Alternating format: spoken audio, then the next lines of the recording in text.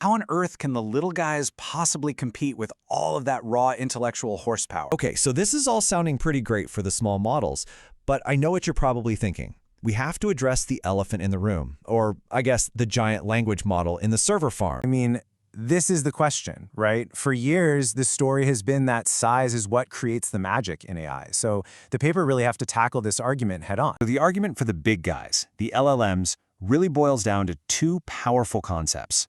First, you have what are called scaling laws, which basically just say that as you make a model bigger, it reliably gets smarter.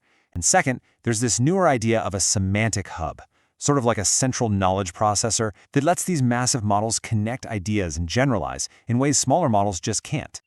How on earth can the little guys possibly compete with all of that raw intellectual horsepower? Well, the paper's answer is actually pretty brilliant in its simplicity. The whole rebuttal is this. Agentic AI changes the rules of the game. Remember, these agents take big problems and break them down into tiny, simple little steps. And for those simple steps, you don't need a model that's read the entire internet. The LLM's vast knowledge becomes expensive overkill. You just need a specialist that does one small thing and does it perfectly. If these SLMs are cheaper and sometimes even better for the job, why does it feel like the whole industry is still obsessed with these giant centralized models? Companies have poured billions into LLM infrastructure. The benchmarks we all use to measure AI performance are kind of biased towards the big generalist models. And, let's be honest, the giant AIs get all the crazy headlines. But here's the great thing. The paper doesn't just point out the problem and leave it at that. It actually provides a solution.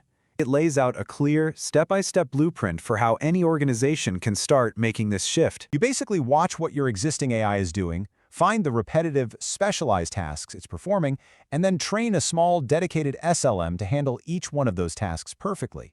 It's like swapping out one overworked generalist for a whole team of hyper-efficient specialists. And that really brings us to the final huge question this paper leaves us with. What kind of AI future are we actually building?